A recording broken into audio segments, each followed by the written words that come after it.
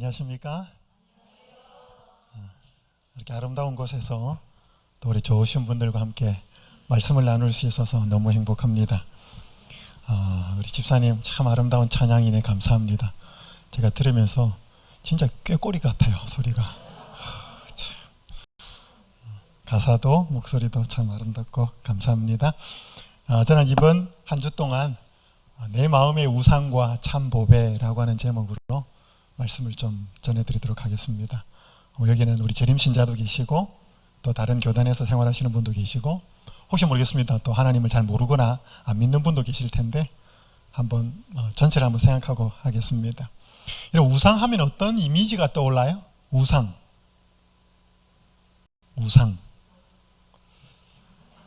그죠? 뭐 돌이나 나무로 이렇게 깎아서 만든 거. 또 우리 젊은 친구들은 뭐 연예인, 뭐 우상이다, 스타다. 고대 시대에 어떤 많은 이방 민족들이라든지 또 성경의 이스라엘 백성들이 뭐 이런 것들 나무나 돌로 깎아서 신으로 그렇게 섬겼습니다. 이게 신은 아니잖아요. 이게 뭔 신이겠습니까? 그런데 그들의 생각 중에 어떤 하나님을 표상하고 상징하는 물건이라고 생각했습니다. 왜 우리 절에 가보면 이렇게 석가모니 상이 있잖아요. 그게 석가모니는 아니잖아요. 그죠? 근데 거기 가서 절하고 하면서 뭐 부처님을 생각한다거나 뭐 그렇게 하는 거죠.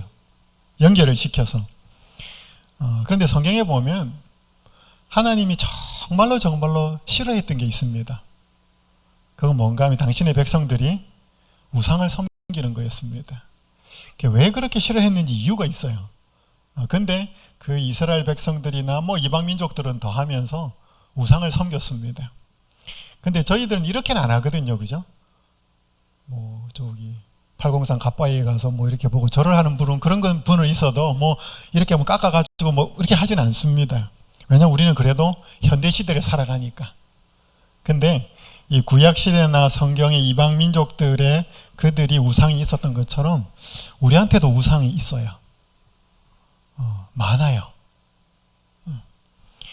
여기 김동춘이라고 하는 성공회대학교 사회과학부 교수님이 이런 글을 썼습니다. 인간은 무엇인가를 향해 예배하며 살아간대. 인간은 쇼핑센터에서 예배하며 TV 드라마 앞에서 스포츠 경기장에서 그리고 정치 권력을 향해 예배한대. 소비적 욕망에 빠진 인간은 상품을 예배한대. 물신 숭배에 끌려다니는 소비적 인간은 예배하는 인간이기도 하다. 내가 좋아하는 모든 것, 내가 열망하는 모든 것은 예배의 대상이 되며 우리는 그것을 예배하고 있대. 뭐 이 예배라는 말을 다른 말로 바꾸면 경배한다. 뭐 주로 영어로 쓰면 worship이라는 단어를 쓰겠죠. 근데 우리는 하나님만 예배하는 게 아니라는 것입니다. 여러분들이 뭐 물건 하나 사가지고 써보니까 너무 좋아가지고 칭찬하고 막 자랑해 보신 적 있습니까? 그 화장품 너무 좋더라 하면서 뭐예요?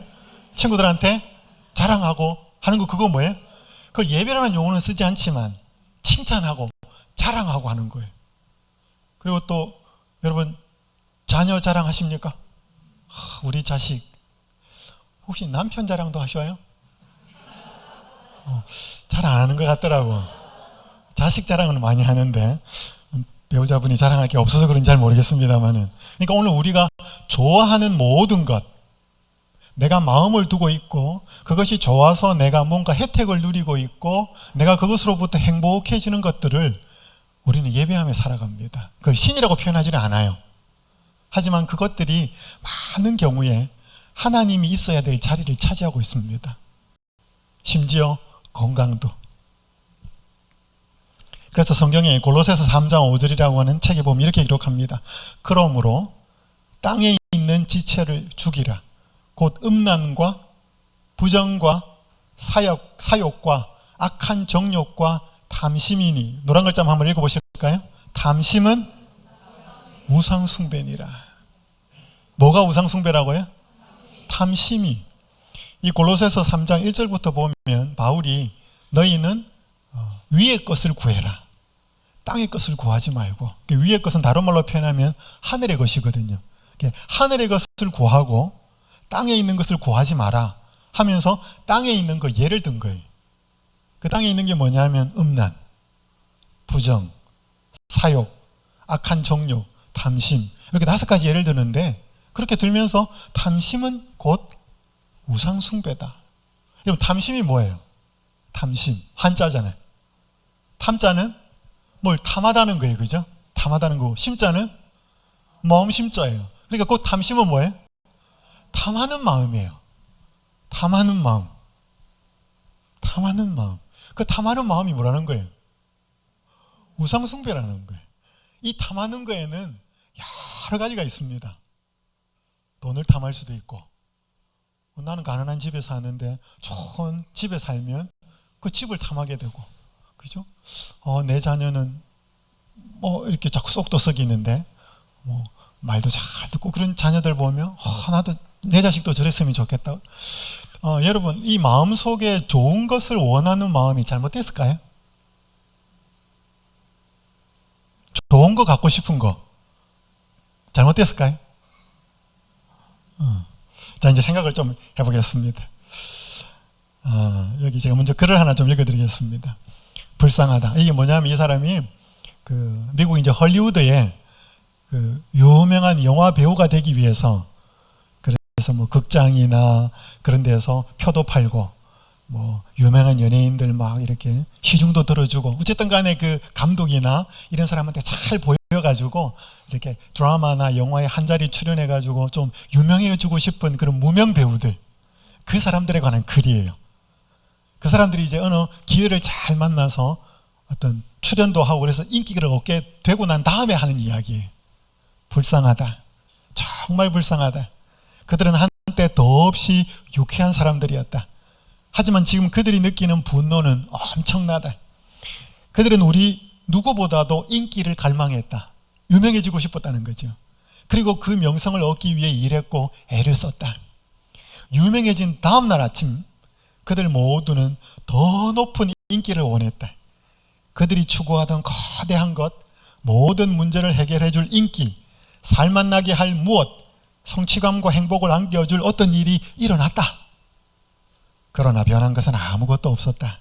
환상이 깨져으므로 마음은 쓸쓸하고 견딜 수 없게 되었다. 내 생각에 하나님은 사람에게 심한 장난을 치고 싶을 때에는 그의 커다란 소원을 이루어주시는 것 같다. 이 신티아 하이멜이라고 하는 분이 그렇게 잡지에다 이렇게 기고를 했어요. 그러니까 주변에 보니까 유명해지고 싶은 사람이 너무 많은데 어떻게 좋은 기회를 얻어서 유명해졌다는 거예요. 그리고 나니까 뭐예요? 그럼 행복해졌나는 보니까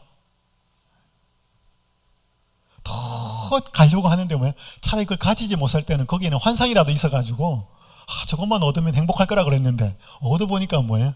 그게 아니고 더 얻으려고 그러고 더 얻으려고 그러고 결국에는 더 비참해지는 모습을 보면서 하나님이 심하게 장난을 치려고 그러면 저 사람은 정말로 간절히 소원하는 거 이루어주시는가 보다. 그래서 버나드 쇼라고 하는 극작가는 그렇게 말했습니다. 세상에 2가지 비극이 있다.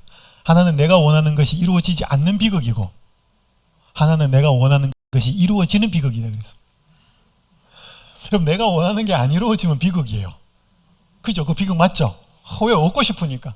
근데 문제는 뭐예요? 원하는 걸 얻었는데도 그게 비극이라는 거예요. 왜냐하면 그 대상이 아무리 우리가 좋다고 보고 판단해도 그건 올바른 대상이 아니기 때문에 그렇습니다. 그래서 여기 티모티 켈러라고 하는 한 목사님은 이렇게 말했습니다. 우상이란 무엇인가? 뭐가 우상이냐는 거죠. 무엇이든 당신에게 하나님보다 더 중요한 것이다. 중요한 것이다. 무엇이든지 하나님보다 더 크게 당신 마음과 생각을 차지하는 것이다. 하나님만이 주실 수 있는 것을 다른 데서 얻으려 한다면 그게 바로 우상이 돼. 이게 돈이든지 자식이든지 건강이든지 아니면 명예든지 뭐든지 무엇이든 당신이 그것을 보며 마음 깊은 곳에서 이렇게 말한다면 그게 곧 우상이 돼. 저것만 있으면 내 삶이 의미 있어질 거야. 나도 가치 있는 사람이 될 거야. 내가 중요해지고 안정감이 들 거야. 그렇게 생각하고 있는 물건이든지 자리든지 사람이든지 뭐든지 저것만 얻으면 내 인생이 지금보다 훨씬 달라지고 행복할 거야 라고 생각이 들면 그게 우상이라는 것입니다. 여러분 좀 있죠? 내 지금 몸이 안 좋은데 내가 건강만 회복되면 뭐해? 내 인생이 완전히 달라질 것 같아. 난 지금 너무 가난한데 뭐해?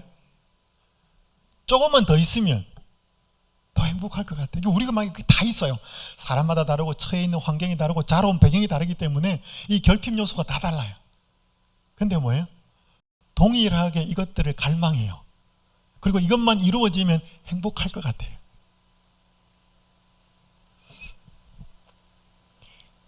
이게 우리 마음에 다 있습니다. 자, 여기 고린도후서 4장 6절에서 9절에 이렇게 말씀합니다. 어두운 데에 빛이 비치리라 말씀하셨던 그 하나님께서 예수 그리스도의 얼굴에 있는 하나님의 영광을 아는 빛을 우리의 마음에 비추셨느니라. 빨간 글자 같이 읽습니다. 시작. 우리가 이 보배를 질그릇에 가졌으니 이는 심히 큰 능력은 하나님께 있고 우리에게 있지 아니함을 알게 하려 함이라. 그러면서 우리가 사방으로 이렇게 나와 있습니다. 여기 바울이 자기가 복음을 전하면서 많은 반대를 당하는데, 그리고 자기의 팀 동료들과 함께 어려움을 당하는데 자기가 뭐라고 표현하는가 하면 우리는 질그릇 같은 존재다 그래요. 질그릇. 여러분 집에 그릇 좀 있으십니까? 그릇. 저는 결혼하기 전에 아내하고 이렇게 같이 장을 보러 다녔습니다. 이렇게 물건을 구입하러. 장모님이 좀 바쁘셔가지고 저희 어머니도 바쁘시고 뭐 일하는 시간 조금 쪼개가지고 한 번에 시장에 갔다가 그릇집에 갔다가 저는 정말 놀랐습니다. 그릇이 그렇게 많은지, 종류가 그렇게 많은지. 저는 결혼하기 전에 밥그릇, 국그릇, 냄비, 뭐 숟가락, 젓가락 몇 개 사고 그러면 결혼하는 줄 알았어요. 종류가 얼마나 많은지 모릅니다. 제 아내는 특별히 그릇을 좋아해요. 성경은 사람을 그릇에다가 비유를 해요. 그릇. 종류가 많잖아요. 그릇. 근데 여러분 질그릇은 어떤 거예요? 흙으로 만든 거잖아요. 그죠? 깨지기 쉬운 겁니다. 이 사람이 누군가 하면 이제 한 번쯤 들어보셨을 겁니다. 빈센트 반 고흐 자화상인데, 이 사람 네덜란드 사람이었는데 할아버지도 목사고 아버지도 목사였습니다. 자기는 신학 공부를 하지 않았지만 평신도 사역자로 그 한 탄광촌에서 이렇게 탄을 캐내는 사람들에게 같이 살면서 복음을 전했습니다. 그렇게 하다가 나중에 이제 그림을 그리게 되죠.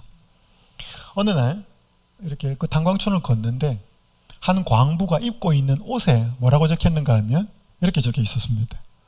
깨지기 쉬운 물건이므로 주의해서 다룰 것. 사람 입은 옷에 이렇게 적혀 있는 거예요. 근데 이 고흐는 이게 뭔 것을 말하는지 알았어요.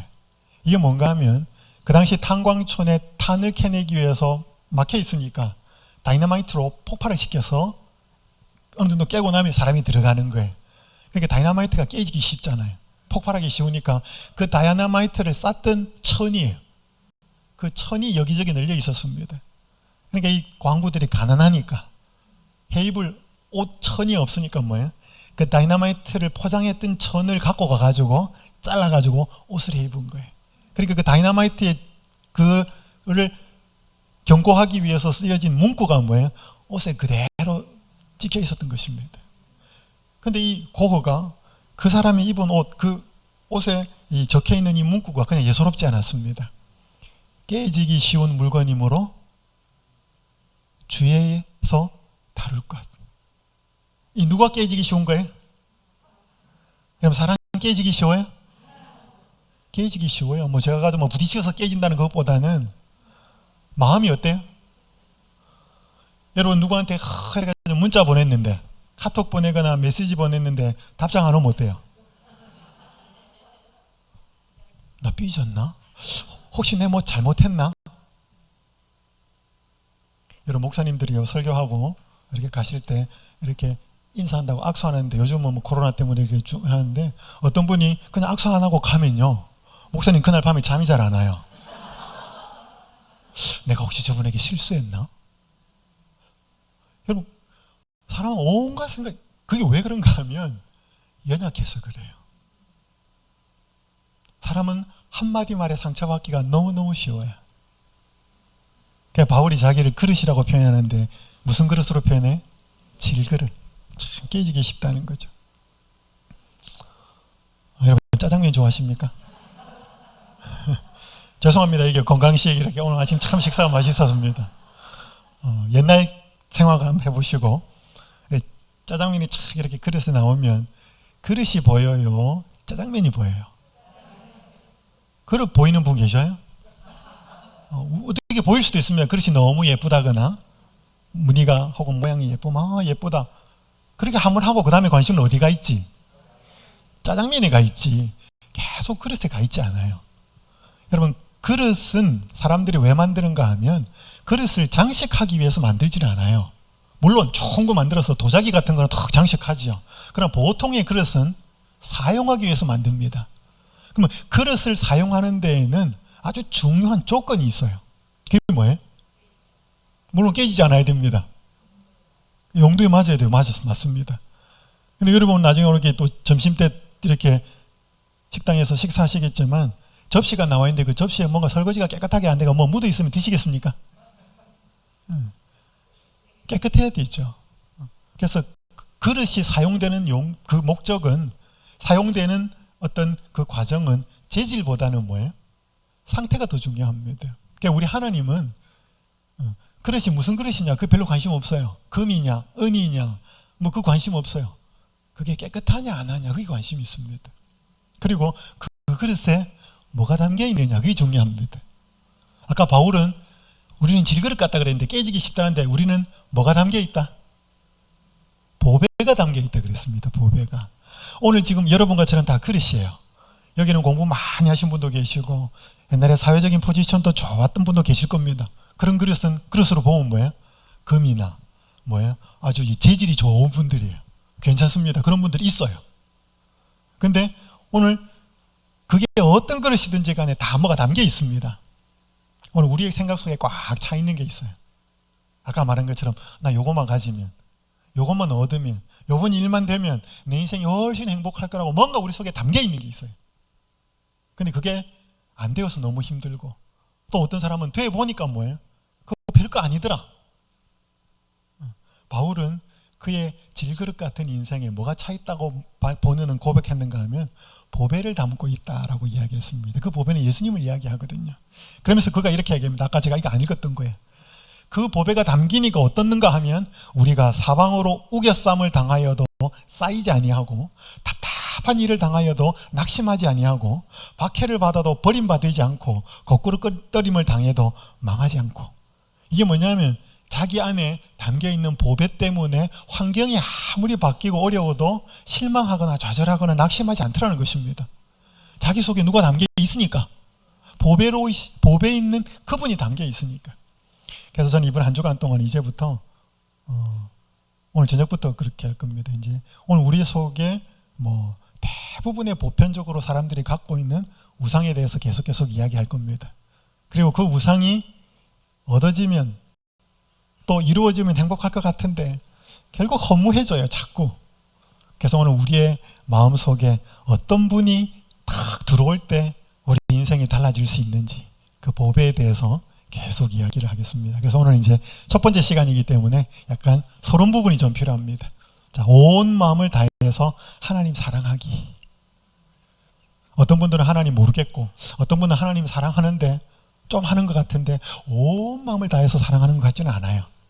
자, 이게 왜 중요한가 한번 좀 살펴볼게요. 자, 이게 마태복음 22장 34절에서 40절에 있는 말씀 제가 읽겠습니다. 예수께서 사두개인들로 대답할 수 없게 하셨다며 바리새인들이 듣고 모였는데 그 중에 한 율법사가 예수를 시험하여 묻되 선생님, 율법 중에서 어느 계명이 크니이까? 예수께서 이르시되 내 마음을 다하고 목숨을 다하고 뜻을 다하여 주 너의 하나님을 사랑하라 하셨으니 이것이 크고 첫째 되는 계명이요 둘째도 그와 같으니 내 이웃을 내 자신같이 사랑하라 하셨으니 이 두 계명이 온 율법과 선지자의 강령이니라. 아시는 분도 있고 모르시는 분도 계신데 좌우간 한 율법사가 율법을 많이 연구하는 율법사가 찾아와서 예수님 어느 계명이 큽니까? 그렇게 물어요. 그때 예수님이 첫 번째 대답한 게 뭐냐면 마음을 다하고 목숨을 다하고 뜻을 다하여 주 너의 하나님을 사랑하라. 그리고 내 이웃을 내 몸처럼 사랑하라. 그렇게 이야기해요. 잠깐 질문을 드리겠습니다. 여러분 이 질문이 예수님이 과한 것 같아요? 아니면 당연한 질문 같아요? 아니면 어마어마하게 많이 요구하는 것 같아요? 당연한 것 같아요?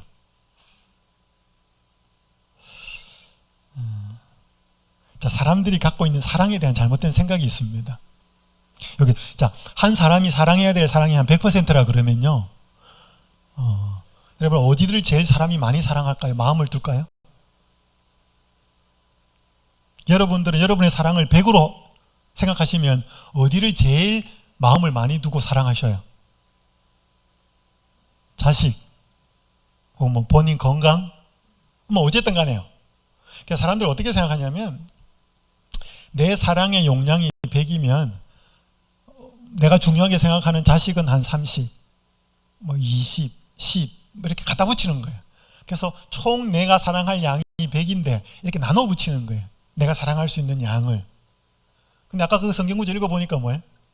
네 마음을 다하고 목숨을 다하고 뜻을 다하여 주 너의 하나님 사랑하라 그러니까 뭐예요? 그 몇 %예요? 100% 하나님 사랑하라 그러니까 뭐예요? 무슨 생각이 드냐면 그렇게 하나님 사랑하다가는 뭐예요? 다른 대상도 제대로 사랑을 못할 것 같아요. 너무 많이 요구한다는 싶은 거예요. 제가 대학 다닐 때 친구가 한 명 있었습니다. 이제 한 친구한테 이제 결혼 장가가기 전이었습니다. 총각 때. 그래서 나는 교회를 다니니까 참 좋더라. 그리고 신앙하는 아가씨들이 참 믿음도 있고 또 생각도 바르고 하니 야 너도 교회 다니는 아가씨를 만나서 결혼하면 좋겠다. 제가 그렇게 물었어요. 그 친구 입에서 대뜸 나온 말이 뭐예요? 야 그러면 그 아가씨는 교회도 가고 뭐 예배도 드리고 하나님한테 마음을 두니까 뭐예요? 그만큼은 빠지고 자기한테는 적게 올 게 아니냐 사랑이. 그게 싫다는 거예요. 진짜 그랬어요. 그러니까 그 개념이 뭐냐면 어떤 사람이 사랑을 하는 용량이 정해져 있는데 누구한테 주고 나면 뭐예요? 부족하다 이거지. 그러면 나한테 오면 싫다는 거지. 어디 여러분들 그렇게 생각하셔요? 자, 요 마태복음 22장 30절 마음을 다하고 목숨을 다하고 뜻을 다하여 주 너의 하나님을 사랑하라는 요거에 대해서 몇 가지 질문을 드릴게요. 자, 예수님의 이 말씀 마음을 다하고 목숨을 다하고 뜻을 다하여 주 너의 하나님을 사랑하라는 그 말씀이 부담스러운가요? 기쁘고 즐거운가요? 자, 솔직히 대답해 보셔요. 자, 부담스럽다. 손 한번 들어보셔요. 괜찮습니다. 손 들이시오. 너무 기쁘고 즐겁다 이 말이 한 분도 안 계시네요. 자, 그러니까 한 가지 더 질문 듭니다. 두 번째 질문. 여러분이 정직하시다면 여러분을 사랑하고 또 여러분이 사랑하는 사람입니다. 자식일 수도 있고 배우자일 수도 있고 친구일 수도 있고 여러분이 정직하시다면 사랑하는 사람한테 여러분을 얼마만큼 사랑해달라고 요구할 수 있을까요? 여러분이 정직하시다면 나를 좀 사랑해 주세요 라고 요구하려고 합니다. 여러분이 정직하시다면 얼마만큼을 요구할 수 있을까요? 100%요? 용감하시네. 100%. 자, 조건이 있습니다. 여러분이 정직하시다면 도둑놈 신부 말고 정직하시다면 얼마만큼 요구할 수 있을까요? 50%? 20%? 여러분이 정직하시다면 그렇지 않아요? 내가 정직하다면 내가 저 사람을 요만큼 사랑하는데 그럼 저 사람한테도 나한테 뭐해? 저도 요만큼만 사랑해달라고 요구할 수 있잖아요. 근데 나는 요만큼 사랑하면서 저 사람 보고 이만큼 사랑해달라 그러면 뭐해? 그건 정지가 안 한 거잖아요. 여기까지 동의하십니까? 오케이. 자, 그럼 그 다음 질문. 하나님이 우리에게 몇 %의 사랑을 하라 그래요? 맞죠? 100%. 자, 그러면 예수님의 이 명령의 의미가 뭘까요? 마음을 다하고 목숨을 다하고 뜻을 다하여서 우리를 뭐 하겠다는 거예요? 이 말이 이해가 되나요? 그냥 예수님이 마음을 다하고 목숨을 다하고 뜻을 다하여 주 너의 하나님을 사랑하라는 말이 첫 번째가 아니고 그렇게 사랑을 요구한다면 그분은 우리 인간보다 훨씬 정직하거든요. 그럼 이 의미가 뭐겠냐는 거지. 마음을 다하고 목숨을 다하고 뜻을 다하여 우리를 뭐 하신다는 말이에요? 사랑하신다는 말이에요. 맞아요? 저는 이게 깨달아지고 나서부터는 이 명령이 부담스럽지 않았어요. 그전에는 부담스러웠어요. 왜? 너무 많이 요구한다. 조금만 요구하지. 내가 지금 사랑할 게 얼마나 많은데. 자, 여러분, 그래서 예수님의 십자가라고 하는 것은 예수님이 우리를 향하여 마음과 목숨과 힘과 뜻을 다하여 사랑하신다는 증거예요. 진짜 뭐예요? 목숨을 주셨으니까. 그래서 여기 시대소망 566페이지 이런 말씀이 있습니다. 하나님께서는 예수님을 선물로 주심으로 온 하늘을 주셨대. 더 이상 아껴두는 거 없이 다 주셨다. 여러분, 사랑은요, 사람은 저 사람이 나를 사랑한다 안 한다를 뭘로 확인할 수 있어요? 저 사람이 나를 사랑한다 어떻게 알 수 있어요? 뭔가 받아야 돼요. 뭔가를 받아야 돼. 그게 따뜻한 말이든지 선물이든지 뭐 맛있는 밥상이든지 뭔가 그 사람한테서부터 나한테 뭐예요? 전달이 돼 와야지 사람은 사랑을 느껴요. 아무것도 안 주더라도 뭐예요? 아무것도 못 주는 그 미안해하는 마음이라도 뭐예요? 내가 받아야 그 사람이 나한테 지금 사랑하고 있구나. 그러니까 아무것도 내가 받거나 느끼지 못하는데 저 사람이 나 사랑한다 못 느낍니다. 그러니까 그게 꼭 물질은 아니에요. 아무것도 못 줘도 뭐예요? 너무 미안해. 내가 정말 저 사람 사랑하는데 그게 너무 미안해. 따뜻한 말 한마디 눈빛 하나라도 와야 뭐예요? 저 사람이 나 사랑하고 있구나 이렇게 느껴요. 맞죠? 여기 이 베일리 셀러스라고 하는 이 아가씨가 아버지가 일찍 돌아가셨어요. 아버지가 일찍 돌아가면서 이제 트위터에다가 자기가 받은 이 꽃하고 카드를 이렇게 소개를 하면서 아버지 이야기를 해요. 이거 제가 번역을 했습니다. 아버지는 제가 16살 때 암으로 돌아가셨습니다. 아빠가 돌아가시기 전에 제 생일에 꽃을 받을 수 있도록 미리 돈을 다 지불하셨습니다. 이것은 제 21번째 생일 꽃입니다. 아마 마지막 꽃일 겁니다. 아빠가 너무 그립습니다. 그러니까 뭐 꽃가게 뭐 아는 분이 있겠는지. 그래서 여러분, 미국에는 16살 생일이 되게 중요해요. 왜 그런지 저는 잘 모르겠어요.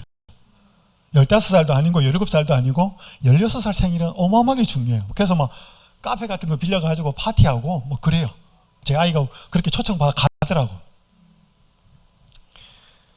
그러니까 이 아이가 아빠가 일찍 돌아가셨는데 그러니까 이 미국 그 사회의 어떤 그 관습상 이 16살 생일은 너무 중요한데 아버지가 그 사랑하는 딸의 그 16살 생일을 준비를 해주지 못하고 그렇게 못하고 가니까 너무 마음이 아파서 이런 방법으로 해놓고 죽은 거예요. 그러니까 이 딸이 처음에는 이제 한 번 받았죠. 너무 놀랐는데 그 다음도 계속 오니까 뭐예요? 아버지가 일찍 돌아가셨지만 이 딸은 뭐예요? 이 꽃 보고 그 다음에 이 카드 보고 그러면 뭐예요? 아버지가 나를 정말로 뭐하구나? 사랑하셨구나. 비록 몸은 먼저 떠나셨지만 그렇게 느낄 거 아니에요. 그러니까 뭔가 자기를 위해 베풀어진 그것이 나한테 왜? 그게 물질이든 편지든 마음이든 뭐가 와야지 뭐예요? 사랑을 느끼게 돼 있습니다. 여러분 그렇지 않아요? 그죠? 사람이 뭐 아무것도 안 오는데 저 사람이 나를 사랑한다 못 느낍니다. 그럼 예수님이 나를 사랑한다고 그러는데 하나님이 나를 사랑한다고 그러는데 어떻게 느껴요? 그걸 뭘로? 여러 가지로 느낄 수 있습니다. 이제 여러분이 봄이 되면 바깥에 이제 꽃도 보고 이제 나중에 제가 말씀드릴 겁니다. 오늘 여기에서 제일 중요한 거는 마음과 목숨과 뜻을 다해서 주신 그분의 십자가의 죽음이 우리를 얼마나 사랑하신다는 그 최고의 증거예요. 자, 이 말씀 한번 읽어볼까요? 신물금 186페이지 있는 말씀. 비록 시작. 비록 잃어버린 영혼이 단 한 사람뿐이라 할지라도 그리스도께서는 그 한 영혼을 위하여 죽으셨을 것이다. 저는 이 말씀이 잘 이해가 안 되었어요. 지구는 한 70억 되는데 예수님이 너무 많은 사람이고 자기가 한번 죽어가지고 모든 사람을 다 구원할 수 있으면 한 번까지까 하지. 근데 만약에 죽을 수밖에 없는 사람이 이 세상에 딱 한 명만 있었으면 예수님이 그 사람을 위해서 돌아가셨을까? 어떻게 생각하셔요? 자, 그래서 예를 들어 볼게요. 저희가 아담과 하와예요. 최초의 부부. 우리 오늘 원장님이 갈비뼈에서 만드는 거. 저는 처음 들었습니다. 줄기세포에서 그렇게 나왔다는 거. 또 그런 의미. 자, 어쨌든 하와가 이 선악과를 먹고 갖고 왔잖아요. 그죠? 자, 남편인 아담이 안 먹었으면 어떻게 됐을까요? 누구는 죽어요? 하와는 죽습니다. 근데 누구한테는 문제 없어요? 아담한테가 문제가 없으면 뭐예요? 인류에게는 문제가 없다는 뜻입니다. 갈비뼈 많잖아요. 하나님 또 하나 뽑아가지고 만들었을 거예요. 그럼 누구만 죽게 되었을까요? 하와만. 그러면 아무 문제 없어요. 그러면 그래서 아담이 그거 선악과를 먹지 않고 쓸쓸하게 하와 여자 한 명이 죽게 되었다면 예수님께서는 죽게 된 그 하와를 위해서 어떻게 하셨을 것 같아요? 그냥 네 혼자 죽으니까 뭐해? 그냥 죽어라. 방법이 없다. 네 한 명이니까. 그랬을까요? 이 뭐라 그래? 이 말이? 비록 잃어버린 영혼이 단 한 사람뿐이라 할지라도 그리스도께서는 그 한 영혼을 위하여 죽으셨을 것이다. 그러니까 여러분, 예수님은 많은 사람을 구원하기 위해서 죽으신 게 아니고 나 한 사람을 위해서 구원하기 위해 죽은 거예요. 그러니까 그분 한 사람의 죽음, 그분의 죽음이 곧 누구의 죽음이에요? 내 죽음이라는 거지. 내가 한 사람이 그렇게 그분에게 가치 있다는 것입니다. 그러면서 이분이 우리를 그렇게 사랑하시면서 뭐예요? 마음과 목숨과 뜻을 다하여 하나님 사랑하면 좋겠다. 그래요. 자, 또 한 가지 질문을 드리겠습니다. 자, 생각해 보십시오. 여러분의 배우자나 애인이 나를 한 95% 사랑하고 그러면 만족할까요? 나머지 5%는 다른 첫사랑을 사랑해도 돼요? 잘 이해가 안 되시면 95일은 100일 중에 95일은 집에 와가지고 매일 잘 오고 집에 설거지도 잘 도와주고 음식물 분리쓰레기도 잘 해주고 잘 도와주면서 한 5일은 5일만 하지 말고 99일은 그렇게 하고 하루는 그 첫사랑 순자 집에 가서 자고 오면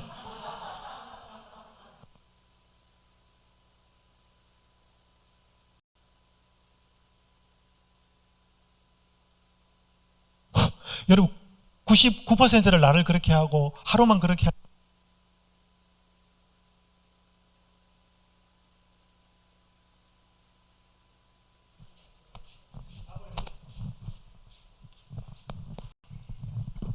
자, 99일은 집에 잘 들어와서 사랑을 베풀어 주고 하루는 딴 여자 집에서 자고 오면 만족하시겠냐고. 안 되잖아요, 그게. 99%인데? 여러분, 기억하셔요. 사랑은 100%가 안 되면 만족이 안 됩니다. 많은 사람들이 사랑은 나눠 붙이려는 거라 생각하는데요. 아니에요. 사랑은 100%여야 만족이 돼요. 그러니까 많은 사람들이 내가 사랑을 하는데 그 사랑이 그만큼 오지 않으면 허전하고 괴롭지. 한 70%나 80% 그게 만족이 안 된다니까요. 근데 봐봐요. 예수님은 우리를 100% 사랑해요. 그죠? 하나님 100% 우리를 사랑하는데 우리가 여기도 사랑하고 저기도 사랑하고 이렇게 하다 보니까 뭐예요? 하나님의 사랑은 늘 짝사랑이에요. 여러분, 부모는 늘 자식 보거든요. 늘 자식한테 주는데 뭐예요? 자식은 시선이 많아. 그리고 가끔 부모한테 봐. 그래도 부모는 줘요. 그러니까 뭐예요? 그러니까 조그만 거 하나 오면 뭐예요? 뭐 이렇게 하나 오면 뭐예요? 뭐 이게 뭐 선물이든지 편지든지 뭐 하나 오면 그게 너무 고맙고 감사한 거예요. 그 자식이 그렇게 살았다는 걸 언제 알아요? 지도 장가 가가지고 뭐예요? 시집 가가지고 그 자식 낳아보고 그렇게 마음이 늘 그쪽으로 향했다는 걸 알면 뭐예요? 우리 엄마 아버지도 내가 못 느꼈지만 이렇게 사랑이 오고 있었구나라고 하는 사실을 그때 깨달아. 그때 이제 철드는 거지. 그럼 이제 부모님은 안 계시는 거죠. 인간은 그래요. 자, 그래서 여러분, 사랑은 쪼개 붙이는 게 아닙니다.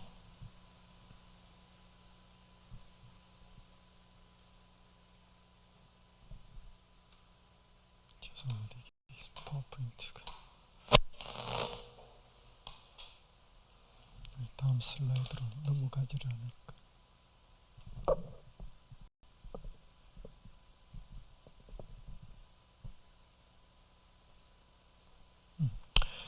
초혼의 실패를 하고 힘들게 살던 한 여인이 있었습니다. 그래서 너무 괴로워서 술도 마시고 마약도 하고 근데 내가 다시는 사랑을 하지 않을 거다. 어느 날 회사에 갔는데 한 남자가 다시 왔어요. 키도 크고, 뭐 자기한테 좀 친절한 것 같아. 뭐 그래도 뭐 관심을 두지 않았습니다. 이제 남자에 대해서 마음이 딱 다친 거예요. 근데 그 남자는 계속 친절해요. 나중에 알고 보니까 어느 시간이 지나고 나서 자기한테 그 남자가 마음을 이렇게 표현해요. 우리 한번 만나봤으면 좋겠다. 근데 뭐 여자는 아니다. 난 다시는 내 인생에 사랑은 없다. 딱 문을 닫았습니다. 마음을 받아주지 않았어요. 근데 시간이 지나도 그 남자의 마음은 바뀌지 않아요. 늘 진실하게 늘 그 자리에 있어주고 너무 고마워가지고 조금씩 마음을 엽니다. 그러면서 친해졌어요. 그리고 두 사람 마침내 결혼을 합니다. 너무 행복했습니다. 그리고 이 시간이 그냥 끝나지 않고 영원히 지속되었으면 좋을 것 같은 그런 기쁜 마음이 들었습니다. 그래서 그 여자는 자기를 돌아보기 시작해요. 내 이 행복을 방해하는 요소가 뭐가 있는지. 그랬더니 여전히 담배를 피우고 있고 여전히 술을 마시고 있었어요. 그리고 습관도 안 좋은 것도 있었고 그걸 버리기 시작합니다. 왜냐하면 이 사랑을 지속하는데 방해가 되고 그걸 어떻게 보면 끊게 할 수도 있는 거기 때문에. 자, 한 가지 질문을 드릴게요. 그 여인이 술도 마시고 담배도 피우고 했던 것을 이 남자를 사랑하지 않는 상황이라면 끊기가 쉬웠을까요? 어려웠을까요? 어려웠잖아요. 다른 말로 표현하면 자기 자신의 건강을 사랑하지 않았다 이 말이죠. 그 남자를 만나기 전에. 그런데 그 남자를 만나고 나니까 자기가 신경 쓰지 않았던 자기의 건강과 몸과 마음의 어떤 잘 되는 것을 돌아보게 되어서 이전에 사랑하지 않던 걸 사랑하게 됐다는 거죠. 정말 무슨 말씀인지 이해되나요? 어떤 올바른 대상을 사랑하면 그것 때문에 우리에게는 다른 것을 사랑할 수 있는 힘이 생겨요. 동의하십니까? 근데 단 조건이 있어요. 올바른 걸 사랑해야 돼요. 올바르지 않은 것을 사랑하면 다르게 사랑해야 될 그 힘까지 빼버립니다. 예를 들어서 도박을 한다. 여러분 도박에 미치면 아시죠? 그죠? 한 번쯤 들어보셨죠? 여러분 라스베가스나 정선에도 보면 그 주변에 라스베가스에는 홈리스들이 엄청나게 많아요. 다 갖고 와가지고 뭐예요? 쫄딱 잃어가지고 이제 못 가. 그래서 여러분 들어보셨잖아요. 한번 뭐 드라마에서도 보셨을 거고 제피다 안 되면 뭐예요? 자식까지. 그죠? 완전 획 돌면 그러니까 도박에 미쳐버리면 좋은 다른 말로 표현하면 도박을 사랑하니까 뭐예요? 아내나 자식이나 일이나 사랑해야 될 것을 사랑하지 못하게 만든다 이 말이에요. 무슨 말인지 아시죠? 그래서 우리가 올바른 대상을 사랑하면 그 사랑의 힘 때문에 다른 대상을 올바로 사랑할 수 있는 힘이 주어져요. 그런데 다른 잘못된 대상을 사랑하면 이 올바른 대상을 사랑하지 못하게 힘을 빼버립니다. 그래서 사랑은요, 내 마음속에 있는 100%를 30%, 20%, 10%, 5% 놓아붙이는 게 아니에요. 우리가 온전한 사랑을 해서 그 사랑이 충만하면 그 사랑, 다른 것들을 사랑할 수 있는 힘을 받아요. 그게 하나님 사랑이에요. 그래서 우리가 온 마음과 뜻과 힘을 다해서 하나님 사랑하면 그때 진짜 배우자를 올바로 사랑할 수 있는 힘이 나와요. 그때 자식을 올바로 사랑할 수 있는 힘도 생겨요. 그때 일도 제대로 하게 돼요. 그때는 뭐예요? 자식도 100%로 사랑합니다. 배우자도 100%로 사랑하고 일도 손에 걸쳐놓고 대충 하는 게 아니라 100%의 마음으로 일합니다. 하나님으로부터 그 사랑이 오니까. 그래서 마치 이거 파이프 수로 이걸 뭐예요? 물 길어 오는데 뭐예요? 쫄쫄쫄쫄 오는 게 아니고 저수지에다가 뭐예요? 꽉 박아버리면 뭐예요? 틀면은 파이프를 통해서 물이 흘러 들어오는 것처럼 오늘 사랑의 근원 되시는 그분한테 우리의 이 마음을 팍 박아놓으면 뭐예요? 그때부터 거기에서 전해져 온다 이 말이죠. 그래서요, 오늘 우리가 왜 배우자를 못 사랑하고 사셨는지 아셔요? 왜 배우자가 잘하면 나도 잘해주고 그 인간이 그러면 나도 그러고 자식한테는 조금 덜 했어요. 자식은 내리사랑이니까. 오늘 우리가 하나님을 마음과 뜻과 온 정성으로 사랑하지 못한 결과가 내 건강도 사랑하지 못했어요. 왜냐면 내 입맛을 만족시키거나 내를 즐기게 하는 그것이 나를 좋게 한다고 생각했기 때문에. 그래서 여러분, 하나님이 온 마음과 목숨과 뜻을 다하여 사랑하라는 말은, 그 명령은 절대로 이기적인 명령이 아니에요. 우리가 그렇게 사랑하지 못하면 수많은 문제나 고통이 발생하기 때문에 거기에서 회복시키는 방법이 그 방법이라는 거예요. 그래서 이런 말씀이 여기 기록되어 있습니다. 시대의 소망 466페이지에 보면, 자신을 하나님께 바치기를 거부하는 영혼은 모두 다른 세력의 지배를 받게 된대. 대단히 중요한 요소예요. 우리 눈이 지금 보이는 세계와 보이지 않는 세계, 우리는 보이지 않는 세계를 못 봐요.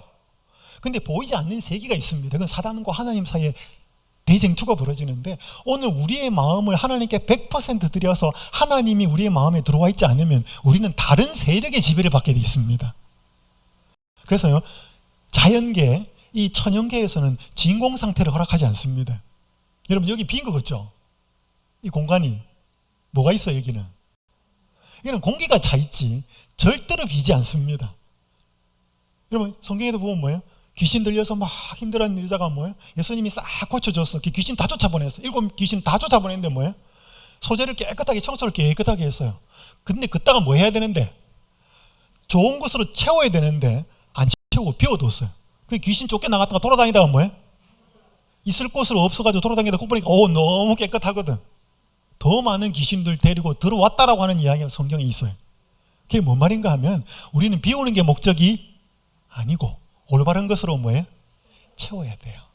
근데 우리는 다 차 있다니까요. 아까 말했다시피 내가 그것만 얻으면 내 인생이 행복해질 것 같은 것들이 꽉 차 있어요. 돈이든 명예든 뭐든 자식이든 뭐든 건강이든. 그게 우리 우상이라고요. 그게 하나님이 있어야 될 자리에 그게 들어와 있는 거예요. 그러니까 뭐예요? 그것이 안 이루어져서 고통스럽고, 이루어져서 뭔가 누렸던 것 같은데 뭐예요? 그 본질을 알고 나면 허무한 거예요. 이제 내가 이거 얻으려고 이렇게 했나, 이렇게 되는 거예요. 보십시오. 다시 읽겠습니다. 그는 자신의 것이 아니다. 여러분, 우리는 우리 게 아니에요. 그가 자유를 말할 수 있을지라도 가장 비참한 노예 상태에 빠져 있대. 내가 모든 것을 할 수 있고 모든 것을 먹을 수 있다라고 말하지만 결국 그거는 뭐예요? 하나님의 지배를 받고 있지 않으면 사탄이 원하는 걸 내가 하면서 그건 스스로 뭐라고 생각하냐면, 이건 내가 선택해서 한 거다, 이거. 내 자유다. 자기 자유 아닙니다. 그건 사탄의 지배를 받아서 하는 것이지. 사탄이 그의 마음을 지배하고 있기 때문에 그는 진리의 아름다움을 볼 수 없다. 그는 자신의 판단을 따르고 있다고 우쭐대지만 사실은 흑암의 왕자의 의지에 순종한대. 그리스도께서는 영혼으로부터 죄의 속박의 사슬을 끊기 위해 오셨대. 그러니까 여러분, 하나님도 없고 사탄도 없는 건 없습니다. 그래서 회색은 없다는 거예요. 중간지대는 없어요. 파고 들어가 보면 그게 뭐가 들어가도 들어가 있다는, 하나님 아니면 사탄이라는 것입니다. 그래서 오늘 우리가 온 마음을 다해 하나님 사랑하지 않은 결과는 우리 집에서도 보이고 내 건강으로도 보이고, 다 그게 전부 다 그게 일어난 결과예요. 여러분, 작년에 8월 말에 미군이 드디어 아프가니스탄에서 손을 떼었죠, 그죠? 철수합니다. 한번 베트남에서 그렇게 한 것처럼 두 번째로 이 미국 어떤 역사에 치욕스러운 사건이 발생합니다. 여러분, 그랬더니 탈레반이 들어옵니다. 이제 그랬더니 아프가니스탄 사람들이 어떻게 돼요? 미친 듯이 그 나라를 떠나기 시작합니다. 왜 그래? 이 비행기 안에 이렇게 타고 가고, 이쪽 여기는 뭐예요? 비행기 그쪽에 동체 안에는 못 타고 그 밑에 타고 가다가 뭐예요? 붙들고 가다가 사람 떨어지는 거예요. 여러분, 저렇게 탈레반 정국을 도망치려고 한 이유가 뭐예요? 탈레반 정권이 들어오면, 그래서 그들이 통치하면 우리의 인생은 더 이상 뭐가 없다? 미래도 없고 행복하지도 않고. 그러니까 뭐야? 여기 못 살겠다고 도망가는 거 아니에요? 여러분, 세상 정부만 저럴까요? 오늘 뭔가 전부 다 우리는 뭔가를 통치하고 통치받고 살거든요. 그래서 달라스 윌라드라고 하는 신학자는 이렇게 말합니다. 인간은 누구나 예외 없이 자기 안에 나라 또는 정부, 모든 사건이 나의 선택으로 좌우되는 나만의 독특한 영역, 나라를 갖고 있다는 거예요. 그러니까 여러분, 우리 안에 한 나라가 있는 거예요. 이게 하나의 정부예요. 주인은 누구예요? 선택에 의해서 이루어지는데 그 주인은 누구냐면 대부분 나예요. 그래서 세상은 자꾸 그걸 부추기는 거예요. 야, 네가 원하는 삶을 살아. 네가 원하는 삶. 그러니까 오늘 우리 한 사람이 한 나라예요. 근데 이 나라의 주인이 누군가 하면 대부분 자기예요. 자기니까 뭐예요? 수많은 문제가 생기는 겁니다. 자식하고도 생기고 배우자하고도 생기고 건강에도 문제가 생기고. 그래서 오늘 우리 하나님은 이 우리의 영역, 우리의 생각의 나라, 오늘 이 우리의 마음의 나라에 그분이 들어오기를 원하시는 거예요. 그게 내가 예수님 아는데 그 차원이 아니고 마음과 목숨과 뜻과 정성을 다 해서 그렇게 그분을 사랑하는, 그분을 주인으로 모시는 그런 나라. 함께 읽겠습니다. 교육 124페이지. 사람은 시작. 사람은 하나님과 더불어 사귀도록 창조되었으므로 그분과 교제를 함으로써만 참된 생활과 발전을 찾을 수 있다. 사람은 하나님 안에서만 최고의 기쁨을 찾을 수 있으며 다른 것에서는 갈망을 진정시키고 심령의 주림과 목마름을 채울 수 없다. 왜요? 하나님이 이렇게 만들어놨기 때문에 그래요. 여러분이 휴대폰이 고장이 났을 때 어디에 수리하러 가셔요? 삼성 혹은 뭐 애플 어디 가셔요? 만든 데 가서 해야 되죠. 그래서 오늘 우리의 사람의 구조는 하나님이 마음을 채우지 않으면 우리는 갈망도 우리의 마음의 허전함도 채울 수가 없어요. 여러분 자식 혹은 배우자, 제가 이제 다음 시간부터 하나하나의 우상이 어떤 것이고 우리가 얼마나 거기에 묶여있고 매여있고 그것들이 얼마나 우리의 마음을 채울 수 없는지를 하나하나 말씀을 드릴 겁니다. 그러면서 그 자리에 누구로 대체될 때? 하나님으로, 나를 그렇게 사랑하신 그 하나님으로 대체될 때 내 마음에 평안이 올 뿐 아니라 진짜 그때는 자식도 올바로 사랑하게 됩니다. 배우자도, 심지어 그 배우자가 나한테 잘못 행하더라도.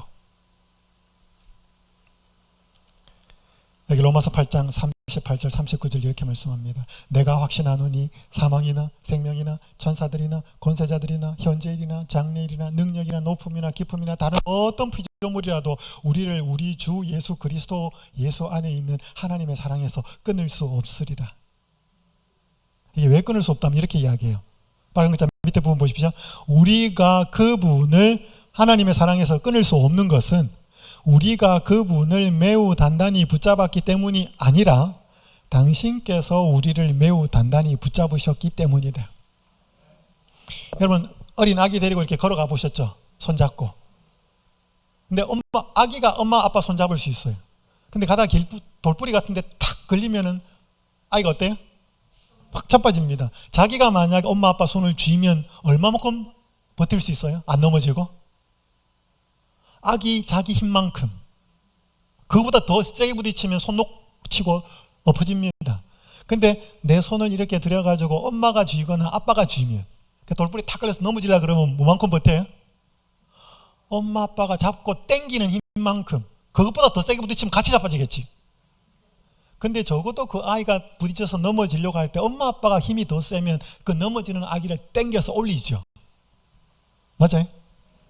오늘 우리가 하나님의 사랑에서 끊어지지 않는다는 성경의 약속은 우리가 하나님 사랑해서가 아니고 내가 그분에게 하나님, 나는 하나님도 사랑할 수 없습니다. 하지만 제가 이런 상황이지만 하나님 사랑하기로 제가 결심합니다 라고 그 마음의 선택과 의지를 그분께 드리면 뭐예요? 그분이 그걸 딱 쥐면 어느 누구도 못 건드린다는 것입니다. 그래서 여러분이 지금부터 하나님을 사랑하려고 하지 마시고 하나님이 여러분을 어떻게 사랑하시는지를 확인하면서 뭐예요? 그래서 이제 여러분 시대소망 갖고 온 거 그거예요. 그게 내가 너를 인류를 얼마나 사랑한다는 걸 보여주면서 그렇게 할 때 자꾸 우리의 마음을 드리는 거예요. 그러면서 선택권, 우리의 선택도 뭐예요? 하나님은 우리의 선택을 존중합니다. 그런데 우리의 선택이나 의지도 우리는 되게 뭐랄까요? 오염됐어요. 그러니까 내 선택이 바르지 않다고. 그래서 하나님은 우리의 선택을 무시하지 않지만 하나님은 우리의 선택을 올바로 깨끗하게 합니다. 그래서 그분께 드리면 돌려줍니다. 이거 세탁을 딱 해가지고 뭐예요? 깨끗하게 한 다음에 돌려줍니다. 그럼 우리가 올바른 선택을 할 수가 있어요. 자, 이거 이제부터 한 주 동안 계속 반복된 내용은 이겁니다. 함께 읽겠습니다. 우상은 시작. 우상은 버릴 수 없고 다른 대상, 하나님으로 대체되어야 한다. 우상은 못 버립니다. 왜냐하면 좋은 거거든요. 자식을 어떻게 버려요? 누가 그러더라고. 자식은 못 버린다. 배우자는 버릴 수 있다 그러더라고. 뭐 어쨌든 간에 우상은 못 버립니다. 왜냐하면 내가 그걸 너무 좋아하기 때문에, 나와 아주 밀착이 되어 있기 때문에 못 버립니다. 그런데 그것이 하나님의 자리에 있으면 내 인생은 어떤 식이든지 문제가 생기게 되어 있습니다. 이제 그 자리에 누가 들어가야 돼? 하나님으로 들어가고 예수님으로 들어가면 그 나머지 하나님 밑에 뭐예요? 질서가 다 잡힙니다. 아, 그때 자녀는 누구고, 그때 배우자는 누구고, 그때 일은 뭐고, 그때 돈은 어떤 거고, 그때 나한테 힘들게 하는 저 사람은 어떤 대상이고, 이 예수님 밑에 딱 질서가 잡혀요. 근데 이게 딱 이게 중간에 하나 딱 올라오고 제일 센터에 올라가 있으면요, 나머지 전부 뒤죽박죽이 돼버립니다. 건강도 마찬가지입니다. 오늘 우리의 삶에 문제가 있었던 것은 하나님이 마땅히 있어야 할 만큼의 자리에 계시지 않았기 때문입니다. 뭐 교회를 다녀도 그렇게 아는 사람이 많았거든요. 그래서 오늘 제가 이번 한 주 동안에 내 마음의 우상이 뭔지, 그리고 진짜 보배로우신, 왜냐하면 우상은 좋고 보물이기 때문에 그 자리에 우린 갖다 놓는 거거든요. 진짜 보배가 누구이신지를 알아서 그 존재가 바뀌어지면 내 삶이 바뀌어집니다. 바뀌어질 수 있습니다. 육체의 건강까지도. 자, 뭐 제가 더 이걸 하는 걸 예를 들지 않겠습니다. 그래서 오늘 이 말씀을 읽고 마치겠습니다. 티모티 켈러라고 하는 신학자가 한 말인데요. 우리의 사랑이야말로 우리가 실제로 무엇을 믿고 있는지 보여준다. 설령 말로는 다른 것을 믿는다고 해도 모든 게 드러난다. 따라서 사람들이 진정으로 변화된다는 것은 단지 그들의 생각이 변하는 게 아니라 그들이 가장 사랑하는 것이 변하는 것이다. 그래서 여러분, 사람이 변화된다는 게 뭐냐? 사람이 변화된다는 게 뭐냐면 그 사람이 사랑하는 게 변하는 겁니다. 하나님이 사랑하는 걸 나도 마음을 두고, 하나님이 싫어하는 거를 나도 싫어하고. 여러분, 배우자가 좋아하는데 내가 막 무시해봐요, 멸시해봐요. 그 배우자가 얼마나 상처받겠는가. 근데 배우자가 진절머리 내는 건데 나는 너무 좋아서 즐기고 있으면 어떻게 한 마음이 되겠냐. 진짜 사랑한다는 건 뭐냐? 진짜 변한다는 것은 사랑하는 게 바뀌는 거예요. 그래서 하나님 사랑하는 것 나도 관심을 두고, 하나님이 전혀 중요하지 않다는 것에 대해서 나도 마음이 멀어지는 게 뭐예요? 그게 진짜 그분을 닮는 거예요. 그래서 이제 계속 한번 살펴보겠습니다. 오늘 첫 시간으로 기억하실 것은, 오늘 우리의 마음에 가득 차서 그것만 있으면 내 인생이 행복하고 더 이렇게 좀 뿌듯해지고 좀 뭔가 좀 이렇게 될 것 같은 그것이 전부 다 뭐다? 우상이 돼. 그게 우상이 돼. 뭐 깎아서 막 절하고 하는 그런 건 아니고 그게 우상이 돼. 그런데 오늘 그 자리에 누가 계셔야? 하나님 계셔요. 그래서 그 하나님 우리 보고 어떻게 사랑하라고 요구하신다고요? 마음과 목숨과 뜻을 다 우리 보고 사랑하라고 요구하시는데, 그 명령이 절대로 이기적인 명령이 아니라 그분이 먼저 우리를 그렇게 사랑하셨다. 지금도 그렇게 사랑하고 계신다. 그 증거가 십자가고 지천으로 깔려 있습니다. 꽃에도 나와 있고 뭐도 있고. 오늘 우리가 그분을 그렇게 사랑하게 될 때, 오늘 우리의 모든 좋은 것들, 모든 우리의 필요한 것들이 그 밑에서 질서가 바로 잡히게 되어 있습니다. 그런 축복을 이번 한 주간 동안 여러분과 함께 제가 계속 살펴가 보도록 하겠습니다. 오늘 이 시간 첫 시간을 마치겠습니다. 기도하겠습니다. 하늘에 계신 하나님 아버지, 오늘 저희들의 마음을 한번 돌아볼 수 있는 시간 주셔서 감사합니다. 혹 몸에 불편하고 병이 생겨서, 그렇지 않았더라면 지금도 세상에서 마음껏 살고 있었겠지만 마음에 원치 않는 질병이 생겨서 이런 자리에 오게 되었고, 또 이런 계기를 통하여 우리의 마음을 돌아볼 수 있는 시간과 기회를 주신 것 감사합니다. 그러나 이것이 결코 저주가 아니라 하나님께서 인도하시는 축복의 과정이라고 하는 것을 깨달을 수 있도록 도와주시옵소서. 우리의 마음에 무엇이 가장 소중하게 자리하고 있는지를 돌아보게 하셔서, 그로 인해서 어떤 문제가 생겼는지를 바라보게 하시고, 이제는 그 자리에 어떤 분이 계셔야 하는지를 깨닫고, 이번 중요한 한 주간의 이 기간을 통하여서 우리의 마음이 우리의 삶이 바뀌어지는, 더불어 건강도 회복되는 축복을 얻도록 인도하여 주시옵소서.